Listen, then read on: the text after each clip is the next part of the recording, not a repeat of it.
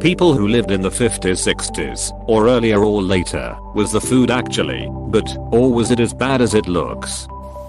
I was a kid in the 60s, growing up in the Bronx. My family is Italian American, and I remember lots of good Italian food as well as American food like steak and potatoes. We never really had anything outside of those cuisines until I was an adult. As a child of similar parents. Thank God. My parents were both excellent cooks. I was born in '52 and my mother took Asian cooking classes and my father was a barbecue and smoker king. They are both gone now, but I can still see that leg of lamb turning on the rotisserie on the weekend. I was listening to an NPR piece while driving one day a few years ago about nutrition in the 40/50s. Can't find it now, of course, and they were talking about school lunches. The thing that struck me as memorable is how they talked about avoiding exotic ingredients because they might lead to behavioral difficulties. Exotic ingredients like garlic. So I think we might take for granted how many exotic foods have become commonplace and that older generations never experienced them, let alone developed a taste for them. Like, is there any grocery store that doesn't sell salsa? Born in 1958. I would not go back. My mom made mostly meat and potatoes. Liver, yuck. A lot of canned goods, spaghettios, peas. She didn't enjoy cooking, so the ambience sucked. There were 5 kids, so my parents had to make the money stretch. One thing I really hated was the jello where they would add stuff like pineapples inside or other leftover food they were trying to use up.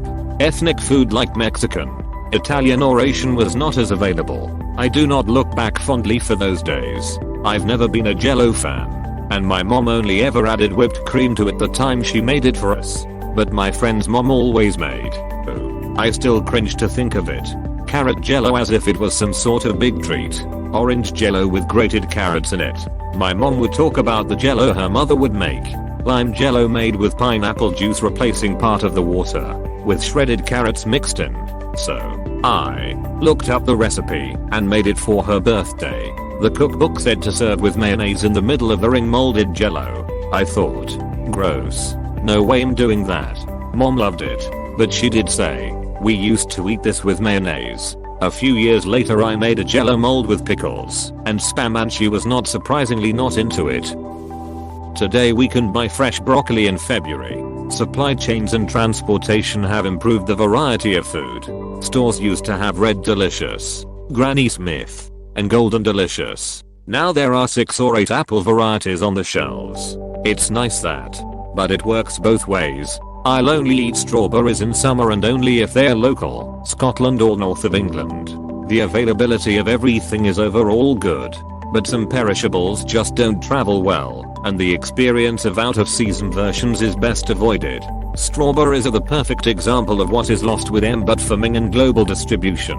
Yes, you get strawberries, but they certainly don't taste like what you're expecting when you think of strawberries.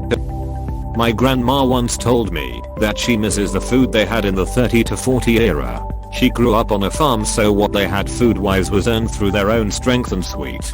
She told me that the best meal they ever had was in 1944. Granted, half the family was overseas and her older brother was en route across the channel, so everyone was worried since on if they would ever see him again. He survived the war. She said they had no money, so she and her cousin went to the local spillway with nets and waited for them to open it. She said they ate trout and bee butt for the next few weeks lol. Depended on how good a cook your mom and grandma were. I grew up middle CL but and still appreciate my memories of my mom in the kitchen, making spaghetti sauce, shaking the chicken in a brown bag for frying, chili, etc. I could believe that. I read somewhere once that the strange foods we see, especially in the 50s, was a product of more convenience foods. Women who didn't want to cook and didn't like cooking were forced into this role, so they just threw easy things together.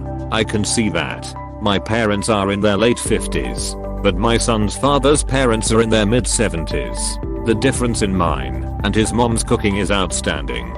His mom uses a ton of convenience stuff like Pillsbury, but my mom's grandparents were off the boat from Italy and Ireland, grew up cooking from scratch. Then she married my off the boat Greek dad and lived in Queens. So I grew up eating good. but when I was dating my son's father he had never even had sushi. I think this depends on if you were wealthy, middle class, or poor. I know my grandparents grew up eating essentially every part of the animal. Whatever kind of fish they hooked, and a lot of whatever they grew. My grandma still eats unholy foods that I imagine she only ate because she grew up dirt poor. Edit. Hey y'all. Sorry to those I offended with this. Yeah. In reflection, this was pretty ignorant to say about things like eating all parts of the animal. I think growing up in the Depression definitely had a huge effect on that generation. I remember my grandmother would bring home the chicken bones from restaurants and knew how to make food from different plants that grew naturally in the area. Everything had a use and nothing went to waste. Her father passed away when she was an infant, so she was raised by a single mother through the Depression. Yeah, my mom was born in the 40s and she was raised to never waste anything just in case. They weren't dirt poor, but they weren't rich. Basically, if it's food, you ate it until it was gone, or if it turned, it's compost or livestock rations. This made pea soup nights in my house a serious nightmare for me personally. To this day the smell of peas makes me nauseous from being forced to eat something I hate. We also used to hike the woods to pick herbs and edible plants to use in cooking, made as a fun day project by my mom. She also taught us how to budget, compare, and select food. This is all from living with family who lived through the Depression. She would also have a schedule down for exactly what foods would be displayed at which farmers market from which farms. People who struggle for food or grow up with a lack of food take that minutiae seriously. It's almost obsessive with her, and she is currently very well off, but she's still in her 80s, hikes and forages, and knows her farmer market schedules. Edit. I also wanted to add, since we were in a coastal state, she also knew shipping schedules and would meet the boats as they docked and pick out the fish she wanted as they were being cleaned. A few captains sold off the wharves and it was really cheap and fresh. Plus the shark competitions were a ton of fun as a kid. I was born in the early 60s, so I can answer this. I think it depends on each family. My mother grew up during the war in the UK and had a whole lot of issues with wasting food and overindulgence because of that. We were also poor, which didn't help. She could cook, but she used the cheapest ingredients possible, like the most disgusting margarine instead of butter, for example.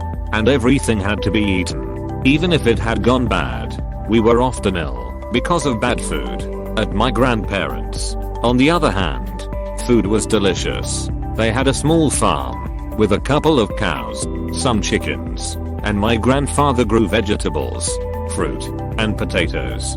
He also went fishing most days, so we ate the fish, crabs, and lobsters he caught. My grandmother was a great cook as well, which helped. When I buy organic chicken and butter from farms at high prices, I get the same taste as I remember in my childhood.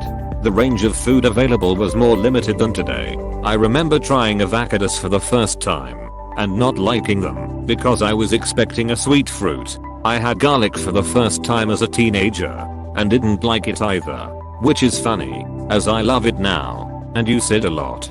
Fruit was really just apples, oranges, and bananas, with very occasional peaches, grapes, and pears as a treat. Similar. Dad grew up in the Great Depression as a kid. We also had no money, but did have a tiny subsistence farm. So I was raised on unpasteurized goat milk, never sick from it, because it was handled carefully/properly.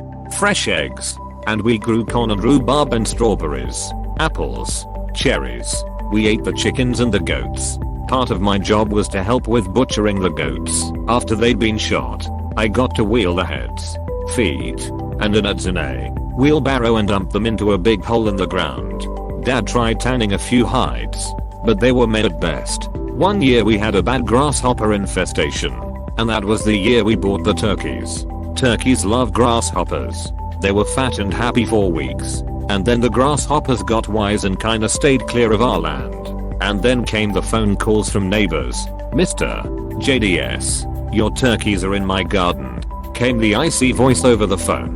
"Do you think you can come and get them?" "Of course. Sorry about that," Dad would say. "You know, they are just after all the grasshoppers." They are not eating the plants or vegetables at all. I'm using them for pest control over here. Long pause.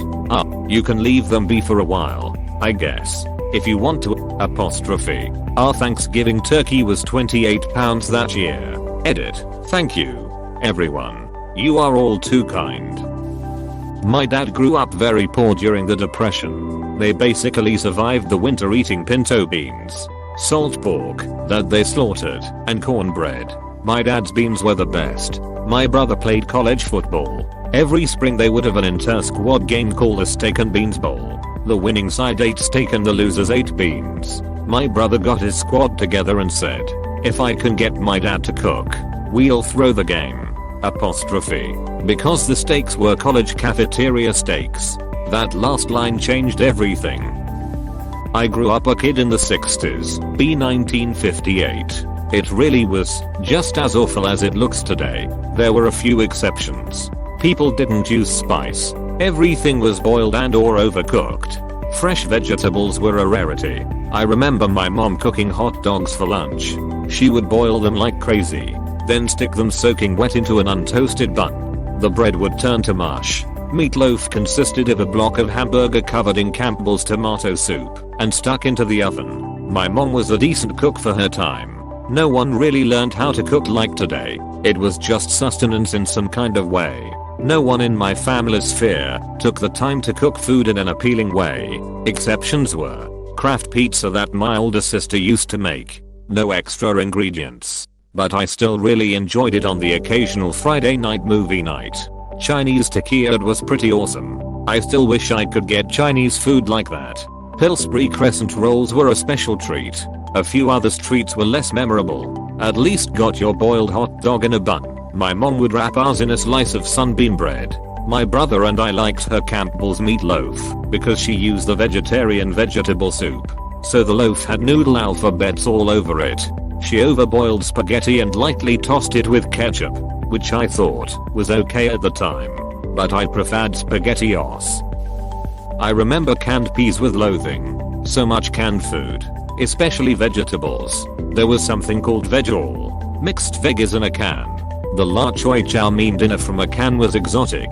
Kraft spaghetti dinner. The Kraft pizza kit. It had dough mix, sauce and parmesan. Takeout pizza was unheard of. Unusual gelatin combos. Although some have become family staples handed down, these memories are mostly from the 60s. I was born in 1953. My mother tried, but it was usually pretty basic with the occasional attempt at something different. She didn't hesitate to try something new she thought we might like. No specifics, but our meals weren't all meatloaf and pot roast. I'm sure this time will be looked back on with fear and loathing when recalling family menus. When my grandma, born 1926, married my grandpa, they lived in India for a while because of his job during the 50s. When they eventually moved back to the UK, she became a cook in a boys' school and she used to make them traditional curries from scratch, which they loved. I got a lesson in homemade samosas when I was younger. Vivid memories of curry spices and tobacco smoke in my grandma's kitchen. My mother was born in 1910, so the Depression was a huge part of her life. She was the youngest of the 6 children who were raised by a single mother. Breakfast and dinner were often the same thing: biscuits and gravy. Mom always wondered how her mother could make gravy, since there had not been any meat in the house for a week or usually longer. My mom was one of those women who used everything and wasted nothing. Our Friday or Saturday night dinner was often oats soup. For those of you who don't come from the southern US or have a parent who was raised there, oats means leftover bits. The oats soup was all the leftover vegetables and any leftover meat all put into a pot with some water or leftover tomato juice, usually water. It was interesting to say the least. I lived in Wyoming until I was 12, and since it was the 50s, yes, I'm that old and visited it, fresh vegetables were very seasonal. Some vegetables, like artichokes, I never saw until I was an adult, and since then no one had better get between me and that artichoke. Love them. The one meal I hated, and still do, was liver, onions, and bacon night. I spent too many nights sitting at the dinner table with a plate of, now cold, liver just lying there on a plate. If the bacon and onions had not touched the liver, I could eat those, but liver, never. I still cannot stand liver of any sort. Yes, liver was as bad as it looks and smells. I just read the last part of your comment to my dad, born in the 50s, and asked if he'd written it, because he will rant about how disgusting liver is with little provocation. Ah, a man of taste, your dad. The quality of the ingredients available at your local supermarket was better. You had to eat around bruises and bugs, but the taste was better. Restaurant food over the past 20 years has improved by orders of magnitudes. The culinary field has really gone through a renaissance. My mom, 65, still can't believe the availability of fresh fruits and vegetables year round. Things used to be much more seasonal. I'm 37 and I can barely believe it. When I was a kid, strawberries were as seasonal as peaches are now. You could maybe find them out of season, but they tasted terrible. Now, okay tasting strawberries are available year round, though good ones are still limited by season. This might be a cultural thing, because as a black person my relatives have been cooking the same way for generations. My grandma and aunts are all over 80 and have been cooking soul food for holidays my entire life and the entirety of my parents' lives too, and it always tasted great. There's really only two differences in soul food cooking now I've noticed. 1. People are much less willing to eat non-mainstream food, such as chitlins, boiled pig and cow intestines, pig's feet, etc. Just about anything that isn't considered normal meat. 2. People don't cook with lard anymore. Back in the day everything was cooked in pig's fat. The skillet was heated up with a giant slab of white lard. Nowadays people just use vegetable oil, canola spray, or butter, greens, yams, mac and cheese, chicken, ham hocks, oxtails, sweet potato pie, peach, cobbler, ribs, cornbread, baked beans, black-eyed peas, and the like have tasted the same for 100 years, and probably will for 100 more. Thank you for watching. We hope you enjoyed this video. Please subscribe for more videos.